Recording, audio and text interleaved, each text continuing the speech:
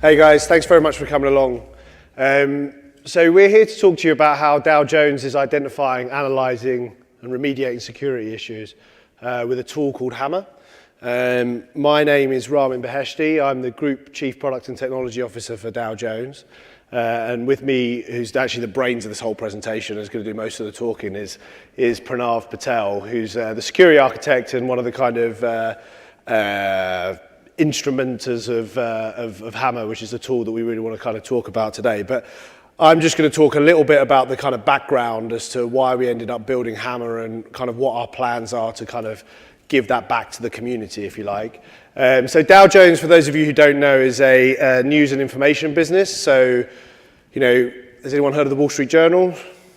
No. So we publish the Wall Street Journal. We publish other publications which you might not have heard of, Barron's, Market Watch.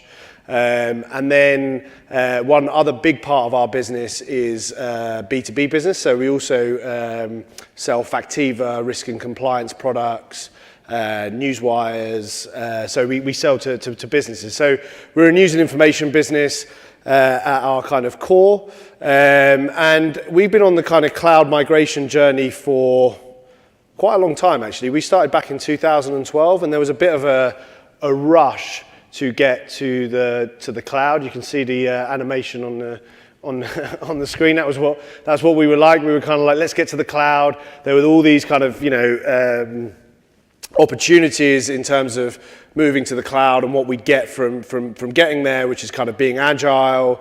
We were looking for kind of cost management, to be able to fail forward, all those kind of cliches that you sometimes hear about moving to the cloud. And it's worked out pretty well overall. We've learned a heck of a lot. However, one of the things that happens when you move quite early is you can't look to peers and go like, well, what did you guys do? How did you guys solve this problem? And one of the areas where we've definitely been learning as we kind of go, which is obviously quite a risky thing, is around security. So, you know, actually about a year ago, we realized that our AWS environment was kind of what we class as legacy, which is quite funny because, you know, it was only 5 years ago that we started on that journey, but we had two VPCs, one for prod and one for dev, and it had all of our products in there. So huge amount of risk in terms of our kind of cloud environment.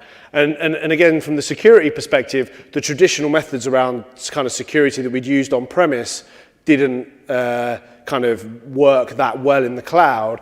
And I guess in the race to kind of get to move our stuff into AWS, we probably hadn't. I think that the quote is actually great, which is while moving fast and breaking things, we actually forgot to fix things. So we'd incurred a lot of kind of technical debt around some of the stuff that we'd moved. The way that we were structured from an organization perspective wouldn't necessarily scale and be able to support our kind of our new way of thinking in terms of our model in AWS.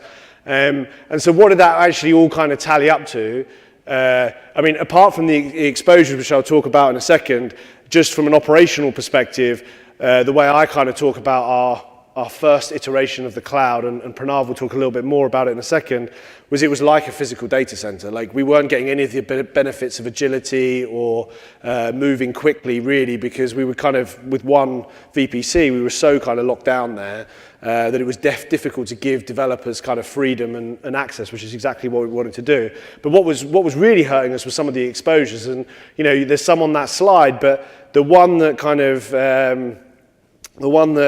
really kind of shook things up was some of the S3 bucket leakage issues. So we were in the news. We had an overexposed S3 bucket that was, you know, fortunately in one way for us, found by a researcher through kind of, and they notified us, and then they kind of went to press about it. And kind of all of that led us to start thinking, even almost before that became kind of newsworthy, we knew that we needed to do something. And so Pranav and some of the team started looking at kind of DevSec ops, which is the way that I understand it anyway, and looking at what could we do, given that we can't keep scaling our security team in the same way that we're scaling the number of VPCs that we started to create to migrate over to, what could we do in an automated fashion to help give our developers the flexibility and freedom that they needed with the security and relative peace of mind that we could afford. And I think on that note, Pranav, it'd be great to start talking about our VPC structure and then how we kind of came up with the concept of Hammer. Sure thing. Thanks, Raman.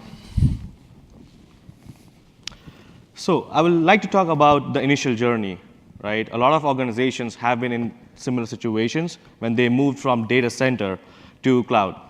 They tried to model their cloud environments very specific to their data center environments, right? Doing that, they migrated all their legacy patterns to the cloud as well, making the cloud legacy. It was pretty simple in the earlier days, especially when you have 2 accounts to monitor.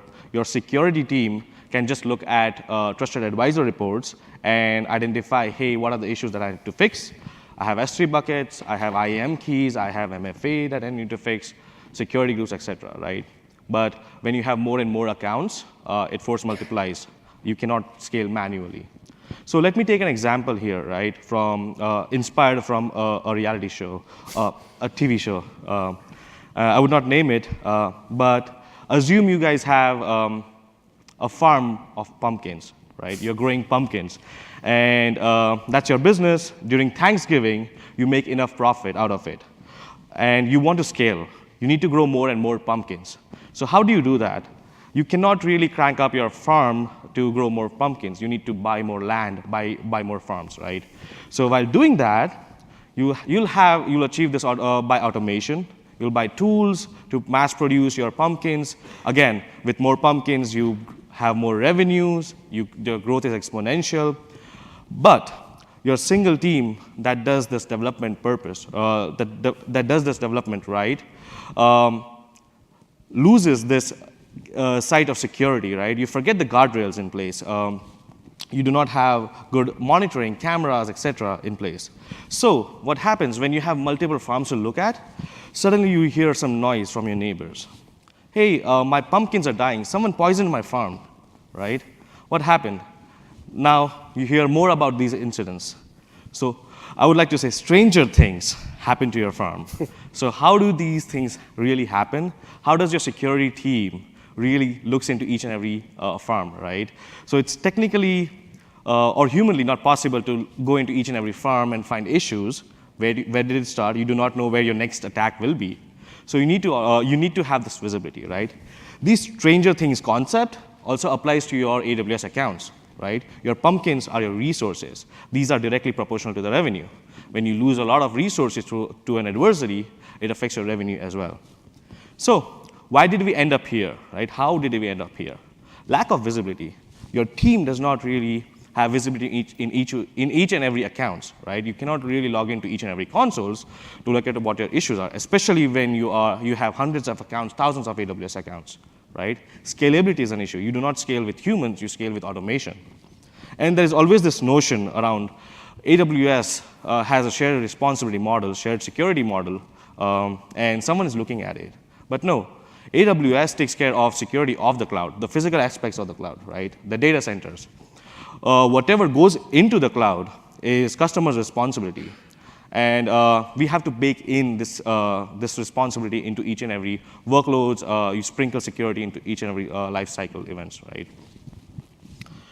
So let's talk about why do we need security into each and every aspects of migration to cloud or moving applications to the cloud, right? Change in landscape. Your firewalls, the physical firewalls are not physical anymore. 3 lines of code, you have security groups, right? You have egress and ingress rules. So landscape has changed. You patch your AMIs, your armies, right? What else? You have NACLs in place. You have S3 buckets, which never existed in data center. So these are certain change in the landscape. Need to automate. When you have more and more workloads in cloud, you definitely want to automate. Why? Because you automated your development processes, you automated your operations. You do want to automate your security. So having said that, there were challenges in traditional tools, and for that, we need to build a secure posture. We need to build a secure model around it, right? So this should be your ideal state, an organization's ideal state, where you have plugged in security into each and every AWS account, right? As well as you monitor the security, right? You have good governance in place. You have security policies across each and every AWS accounts, and guardrails. So something bad does happen to your account, you can go in and fix it, right? You can do automation around fixes as well. So let's talk about security aspects in cloud, right? You need to have defense in depth. Must have heard about from so many other folks, right? AWS did a great job in providing certain tool sets you can use against certain metrics, right? I leveraged this from, or inspired, this is an inspiration from CAF, Cloud Adoption Framework, but I've named them differently. Detection controls, right? You have detective controls in place. You can use IAM roles. You can use AWS config. You can use AWS config rules, right? You identify the deviation moving away from your good patterns, right? You need to have protective controls too. If there is any deviation from your good environment, you need to fix this, right? By doing this, you reduce your blast radius about security, incidents, etc. Then you have reactive controls as well. You have Amazon has web application firewalls that helps you fix, identify, or filter your data, especially around SQL injection, attacks like SQL injection, cross-site scripting, etc. Right? It helps you filter malicious data. They have a service called Shield, DDoS, which helps you prevent distributed denial of service attacks, right? So these are certain tools. These are flavor of tools that you need to leverage in AWS accounts. So that helps you secure your AWS workloads, right? It should not be replaced by one or another, but you need to sprinkle the security into each and every aspect of your application or of your environment. So we took some of these solutions together. We brought them together. And again, automation is a key. We build an automation around it to scale into multiple AWS accounts so that we can govern this from one central place. However, addition of more and more accounts will never be a problem, right? Plus, self-service. You do want to make sure self-service is something that developers can start using it. So it's not, it should not be difficult for them to embed security, right? Instead of saying no all the time, it's how should we plug security into each and every aspect of development, right? And auditability, right? You need to have measures that you can audit against, especially when you have tools in place or humans in place. You need to have who took this action and why and how, right? These are certain questions you do want an answer for. So bringing this thing together, we built a tool, a cloud security tool or product named Hammer. No, it's not MC Hammer. It's inspired from the hammer which you use in your home to fix your home household issues, right? It's something like that that can help you fix all your basic fixes in your AWS environment. So what is Hammer and why did we develop this, right? This gives us a good cloud infrastructure visibility across each and every account, especially when you have hundreds and thousands of accounts. This gives you a good visibility about what are my top 10 issues that I need to worry about in each and every line of business or products. Especially from a security point of view, it helps me pinpoint what are my product issues, right? If a product A under line of business has 10 high security issues and product B has 20 high security issues, but product B is more of a crown jewel for me, that helps me prioritize it, right? That helps me give an executive report to an executive to how I can start fixing these issues. Tailored reporting. Reporting is a key part of any security tool that you have. You do want to make sure who owns this issue, especially when you have thousands of issues to look at. Right? You need to also give them recommendations how to fix this issue, how to bring down the security threat landscape, right? How to build a secure posture around your applications. And Autofix. Autofix is important, especially in the days when you have infrastructure as a code, right? You can write code to spin up your infrastructure. You can also write code to fix your issues, right? Especially when in traditional environment, when you had to follow some change management processes to expose a server, that never accidentally happened. But over here now, with single click of buttons, you actually expose an S3 bucket or an EC2 instance or a database, all right? So these things can happen. So auto-fixes are something that you can embed into your life cycle so that anything bad happens to your environment, you can still roll back to your better or a good known state. So who are the consumers? I did talk about scalability. So consumers who have multiple AWS accounts, right, which are starting their journey from a couple of our AWS accounts who have hit some bottlenecks with resources they want to scale, again, for multiple reasons, blast radius, et cetera. So these are the best consumers to use this tool to get a single pane of glass view. Decentralized development organizations who are geographically distributed, right? You have different teams looking at it. It's simple to sit in one place and still monitor all your AWS account configurations and see what are the biggest threats in your environments. And multiple line of business. When you have different products, you have different patterns of deployments, right? You instead of worrying about how each and every application behaves and is being deployed, you still use this tool from central place without worrying about the different landscape, but still monitor about the security issues. So what is the life cycle? The life cycle is pretty simple like any other tools, but there are two major aspects around which we have built automation around it. That solves the human part, where you do not need human data security analysts, especially in this aspect where it can help you analyze certain issues, right? So let's talk about it. Identification, obviously, any tool is incomplete before, like you cannot fix what you cannot see, right? So identification is an important part. We scan the entire environments or each and every AWS accounts for anomalies, for any deviation from your security policies. Once you identify these anomalies, that's when you analyze. Usually organizations have security analysts to look at issues, to see if it's a false positive, what kind of product it belongs to, and who should own this issue, right?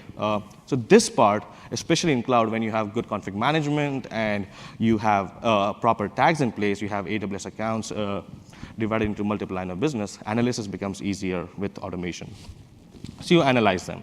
Once you create a data model around it, hey, this is an issue, these are the resources that are affected by this issue, you can report on it. You report it to the person who wants to fix it, rather than general reporting, and you still have to find the issues, right? So that team, individual person or the team, can remediate this issue based on the report, right? Remediation, as I mentioned, there are certain aspects of it based on what is available. You can fix this issue, right? So remediation, it can be auto-fix. However, there are certain places where you need humans to bring this remediation into their life cycle so they'll fix it into next sprints, right? And again, identify. So this is a cycle that should happen over and over again, like any other tool. Let's talk about architecture, right? There are two patterns in our, two different design patterns that we considered. One was a decoupled tool, where we wanted to deploy Hammer into each and every AWS account. But when we multiply by number of AWS accounts, there were challenges, right? There were challenges in terms of maintenance, then deployment, and scalability, right? So we chose to run this tool from one central place, leveraging AWS cross-account policies, right? You assume a role, you trust with the trust relationships, and then go into each and every account, scan for anomalies, and that's how we identify and fix the issues. So this architecture had been beneficial when you have more and more AWS accounts in place.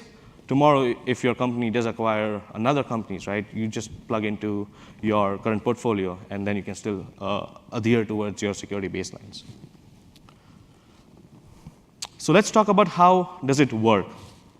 I did talk about certain tools from AWS that we leverage, right? One of those was Lambda. Lambda has been important for us, especially to run short-term actions and go and analyze against our security posture, right? All the security policies, it will go into each and every account, verify if there are any deviations from these policies, it will catalog all these anomalies into a database. I call this database as a vulnerability database. That's where you store all your information. Once you store that information that these are your issues, correlation engine kicks in. It will take the issue, it will go back to the environment, it will use AWS APIs, it will find what are the issues related to this what are the services related to this issue, right? It will do some data analytics around it. It will find the metadata, tags, ownerships, AWS account numbers, right? Once you identify those, you build a data model around it. Okay, now this is an issue you need to resolve. Assign this particular issue to a team. You cut a ticket to the team, the development team, who needs to fix this either in their next sprint cycle, or they can fix it immediately if it is an urgent issue, right? You can plug this into Slack to make it real time. Let's talk about Autofix. So what happens when your team, your development team, is at reInvent and you have some glaring security issues out there? Who's going to fix it for you? Well, you should ask them to go and fix it, but if they are in reInvent, right, you need to have certain guardrails in place where it will fix all your issues on its own. So when the correlation engine does identify there are certain critical issues in your account, in different AWS accounts, you need to fix it. It will analyze, again, how to fix it efficiently without breaking applications. And once it does fix the services for you, it will also notify in the ticketing portal, hey, I fixed your issue, and so that the owner is aware about the issue and the issue has been resolved, right? So you have good audit trail behind it. Types of issues. It's usually issues are not black and white, right? It's not a binary world. You need to have two or three different types of ways to remediate the issues. Well, still we try to categorize them into three major blocks or three major buckets. Business critical issue, right? These are the issues that you want to fix now because it will affect your revenue. You do not want to bleed money, right? So what are business critical issues? If, example, like S3 buckets, right? S3 buckets, you have instances publicly exposed. You don't want to be scared about the ransomwares, WannaCry, Petya, etc., right? So these are the business critical issues you do not want to worry about. You fix them. Second is report now. You do want to report certain issues for the teams to fix them later on. If your administrator is leaving the organization 2 weeks from now, right? You do want to fix all the, you do want to rotate all your keys of the environment, right? You set up, you do a scheduled fix that after that person leaves, I will rotate all the keys in my AWS account, specific to that AWS account. So these are report now, but scheduled fix. What are the third? So the third is the known risk, where you have certain architectural patterns, where you still have issues you need to resolve, but you cannot resolve it now. So you cut out a ticket, you assign the risk ownership to the tech owner as well as the business owner who needs to fix this issue in their next sprint cycle or in their next release, right? So these are three different types of issues that we try to tackle and help the tool remediate the issues for us. So having said that, let's talk about certain use cases that how Dow Jones use this particular tool to help identify, analyze, and remediate certain issues, right? Let's talk about S3 buckets, which is very popular nowadays, where a lot of organizations have been victims of about S3 buckets being public, right? So what do we do over here? So we look at ACLs, right? We look at S3 bucket ACLs. Lambda goes in and scans all the buckets into all the AWS accounts if there is any violation with the ACL, right? Once it does have a violation, it will catalog into the database. Once the correlation engine kicks in, it will identify which AWS account it belongs to, who is the owner for this bucket, what are the tags, what are the naming conventions. Ideally, every organization have their naming conventions, so you understand whom should this issue belong to, right? You report the issue, obviously, for the team to be notified. You have this bucket public, and you need to resolve this. However, you can also do Autofix and fix the public ACLs, especially if this is your crown jewel account or you have a compliance account, you need to fix this right now. So let's look at the demo.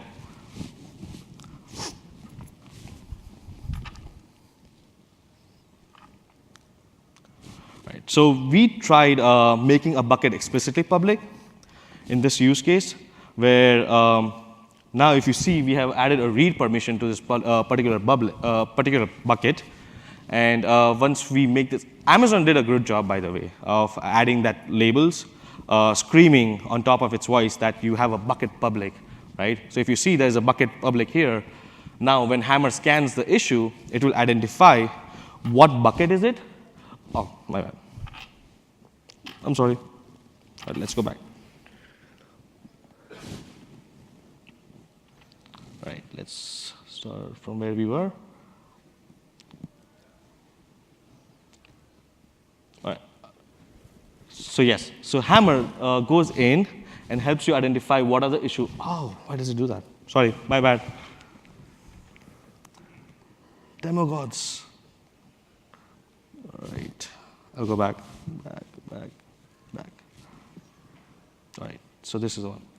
All right, so it does identify what is the issue, which bucket it belongs to, and who is the owner of this particular bucket, right? So it's Acme Corp, the product is First Corp, you find the issue related to the particular application, as well as the date, the timestamp, right? Once you have the timestamp, now you go in, the correlation engine will create a bucket, a Jira ticket for you, so that you can track it, right?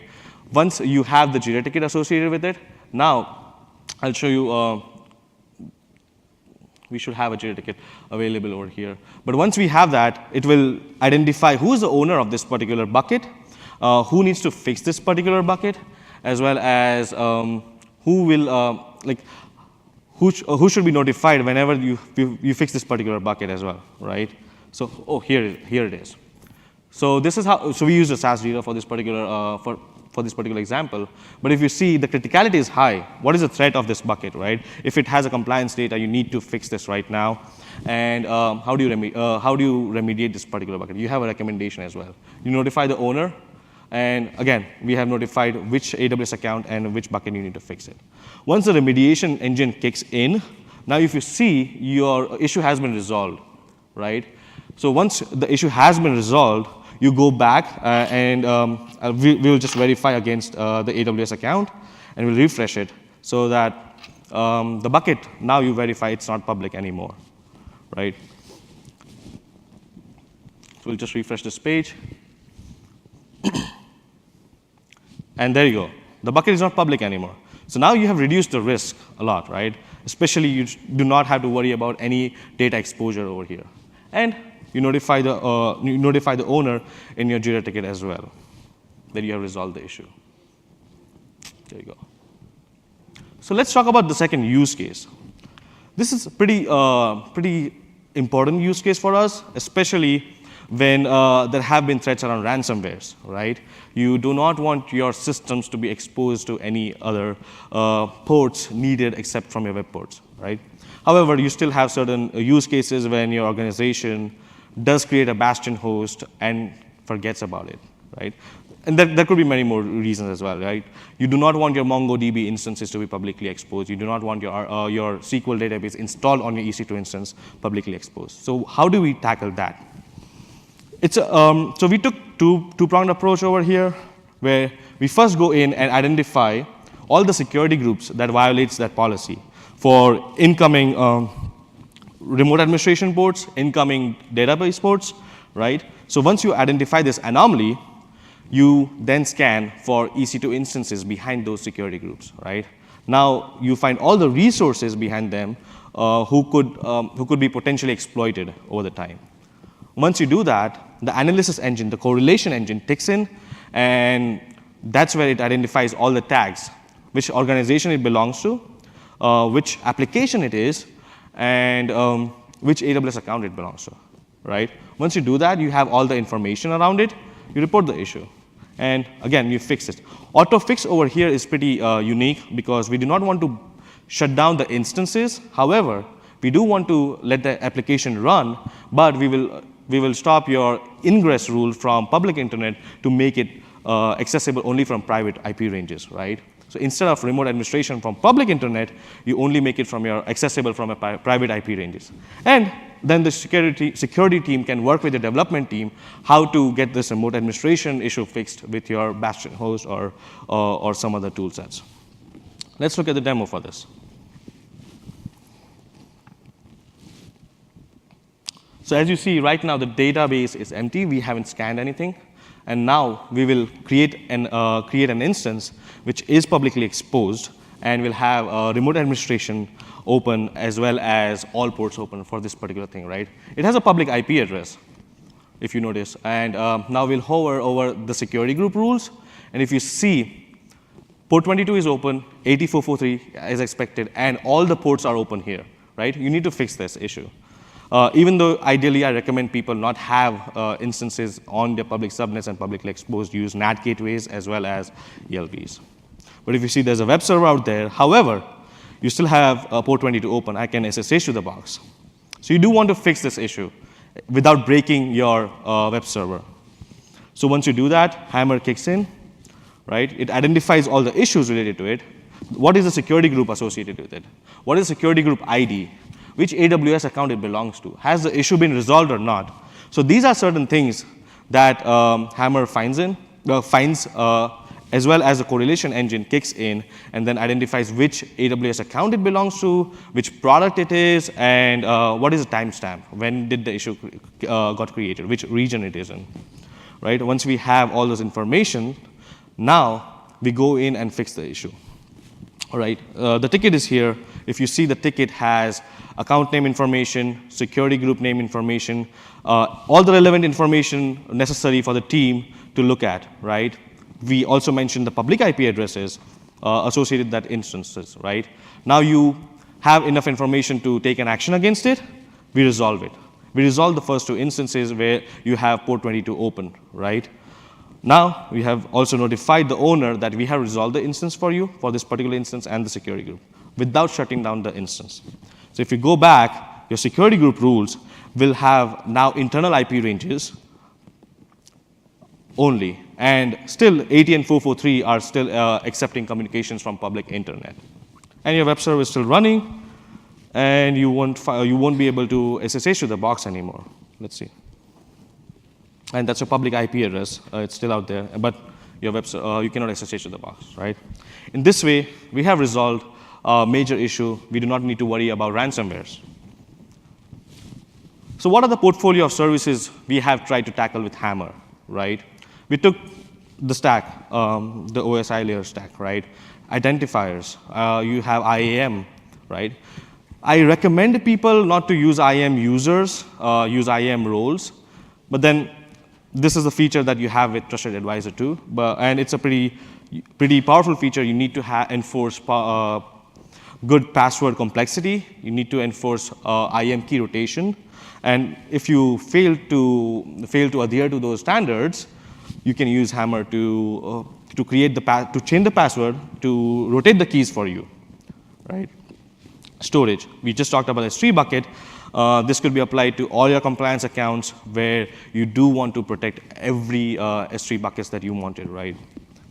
Compute. We did talk about EC2 instance here, but think about certain use cases where you have your instance publicly exposed, but that instance has a high-profile IAM role attached to it, right? It can take detrimental actions in your account if some adversary does get access to that particular instance.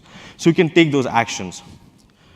Networking, that's clubbed into your instances. However, you can still enforce certain security groups, guardrails to fix at least the remote administration and database ports to be accessible only from internal IP ranges. And actually to lock it down to your applications, but it depends on organizations. Logging. You do want to make sure all your CloudTrails are enabled. And a lot of organizations have faced this issue when they have more and more AWS accounts. They have more and more VPCs in different regions. That's where they forget CloudTrail enabling, right? AWS now enables CloudTrail for X amount of days initially, but then you still have to do proactive measure to enable it, right, to keep it going on. So we identify which regions do not have CloudTrail enabled. We analyze who should go in and enable it. We are working towards fixing the issue towards a centralized log management where you can point all your logs to a particular bucket, and that's how you remediate it. So you do not really have to worry about, do I have my logs in place or not, right? So that's something that we are working towards resolving. Then there are certain few future releases that we want to work on is application layer, where you do want to work with Amazon Inspector or some other services, bring it together and do analysis around it, and do the patch management as well. Right? Databases, RDS instances are something that we want to work around. So when we decided to work on this particular project, right, we did want to give something back to the community. We are working towards multiple avenues, how we can open source this particular product. We have certain functions in place to code optimize and make it consumable by the open source community. So we're working towards it. We haven't decided the date yet, but hopefully soon you'll hear from us. Right? And thank you. That's it. If you have any questions. Do you guys have any questions? Yes?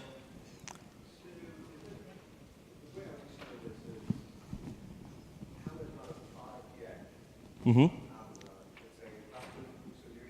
Yeah. Yes. It is a custom solution that we built for Amazon, right? But we used Amazon tools to make sure that we use Cloud for Cloud, we use Lambdas and DynamoDBs and all those things.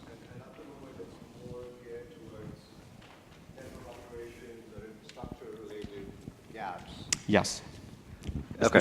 Especially on the S3 buckets and IAMs. Yes. Okay. And you said something along the app layer was something that we're working on. Mm-hmm. Is that expected to complement Amazon WAF, or how do you see them playing along? No. So at present, we were planning to work towards Inspector.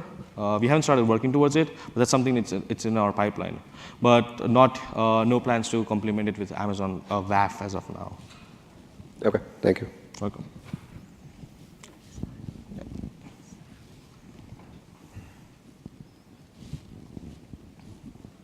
Hi there. I have a two-part question. The first one is the break glass accounts. I know you have faced a situation wherein you have break glass accounts, meaning if your service goes down or whatever you want to call it, it's like the root accounts. Mm-hmm. What kind of, those are local accounts. It cannot be federated because you don't want to federate that. What kind of second factor did you use to protect that? For example, the tokens, the fabs. What's the kind of approach did you guys use? So all of our AWS accounts right now are federated, right? And we use IAM roles to let our applications, our services authenticate to each other. Even for the root accounts? Oh, no, for root accounts, we have enabled MFA. Right, what kind of MFA? Have you used a two-man approach or a two-person approach, like the fabs versus the passwords, or what's that golden rule you guys have? That's a difficult question. Like everyone chooses in a different way. We are exploring towards hardware tokens, either using hardware tokens. But since the SMS factor, the text message authentic two-factor will be obsolete, we are still working with Amazon to see how best we can enable it. But right now, it's just two-factor with your phone. Okay. And the second part question is because you described the attack surfaces on the network side. Mm-hmm. And there's IAM, there's network, and then there's the login and monitoring, and then you have the other operational side of things. Yep. So how do you promote this product within your organization so the operations, the DevSecOps understands the impact of what should they be doing in kind of incident response? Yes. Once it detects the activity is detected and you dump it into Splunk or something, mm-hmm. Then basically what's the cycle look like? So that Splunk cycle should exist. As far as I understand your question, right now we do want to use these particular use cases to prevent it, but you still need to send all your logs towards Splunk, and you need to have your incident response or monitoring in place. So you guys have a red team and the blue team, something on those lines? So we do have that, right? So either use any log analytics tool or SIM to analyze all your events that are happening, right? So you should have that in place. Okay. It should definitely not replace any of the other things. All right, thank you. Welcome. Any more questions? Right then. Thank you. Thanks a lot, guys, for attending. Thank you.